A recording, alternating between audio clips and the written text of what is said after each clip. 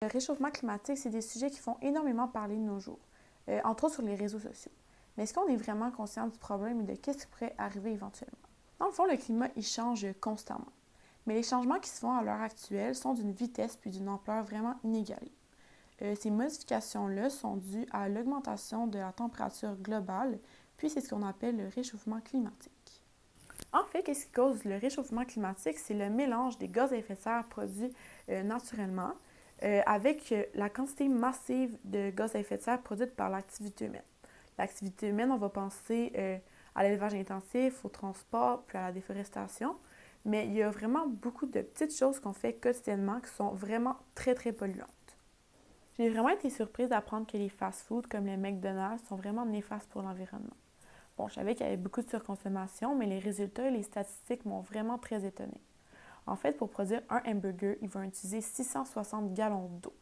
Vous le savez sûrement que c'est un fast-food qu'il y a presque partout au monde. Puis, à chaque heure, ils vont vendre des dizaines de milliers de hamburgers. La viande qu'ils vont utiliser pour les produire provient de l'élevage intensif. Puis, il y a 51% des gaz à effet de serre qui proviennent de ça. C'est donc la cause numéro 1 des changements climatiques. Quand je parlais des petites choses qu'on fait quotidiennement, qui polluent sans qu'on le sache vraiment, je pense à Netflix, à YouTube, puis à ces plateformes-là. En fait, comme moi, vous avez probablement écouté plusieurs séries et films pendant le confinement, mais sans qu'on le sache, on polluait énormément. Ces plateformes-là génèrent 300 millions de tonnes de CO2 dans l'atmosphère par an. Pour vous donner une idée, là, regarder 1 heure de vidéo en ligne à tous les jours pendant 1 an, ça émet 1,12 tonnes de CO2. Ça, dans le fond, ça l'équivaut à un voyage de Paris à New York en avion. Bon, je dis qu'on a quand même pollué pendant le confinement, mais en réalité, celui-ci a quand même eu un effet positif sur le réchauffement planétaire. Bon, à cause de la réduction du transport aérien, maritime et routier, à cause de la restriction de l'activité économique et de la fermeture de plusieurs industries, on a observé plusieurs changements positifs.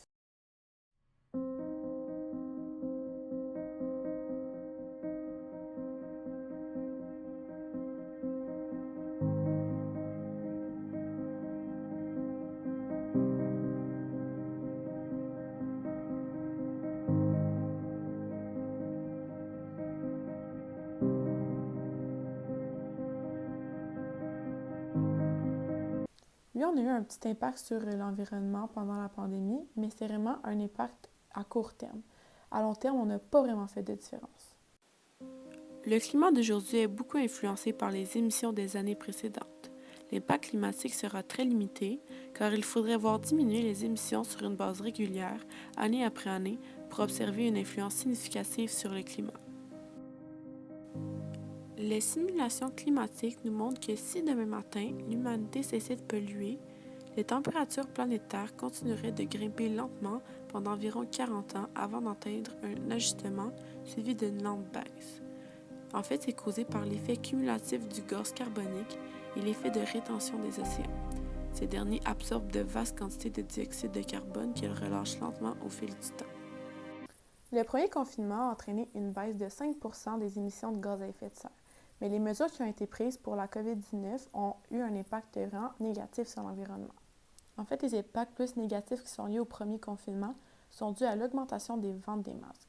En juillet 2020, on avait déjà vendu pour 166 milliards de dollars de masques, tandis qu'en 2019, à la fin de l'année, on avait vendu pour 800 millions de dollars. Selon des estimations, on pourrait s'attendre à ce que 75% des masques utilisés se retrouvent dans des décharges ou flottent dans les mers.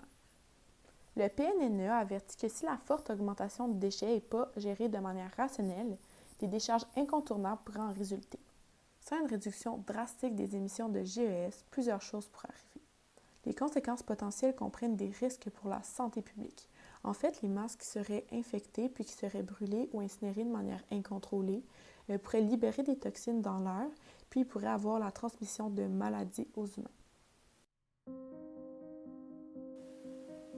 Il y a déjà le 2 tiers de la couverture de glace en Arctique qui a disparu. La glace est vraiment importante parce qu'elle reflète les rayons du soleil. Donc, s'il n'y a pas de glace, les rayons entrent directement dans le sol et réchauffent la planète. Dans la dernière décennie, les océans ont absorbé 50% plus de CO2. Puis ça accélère beaucoup le niveau d'acidité des océans.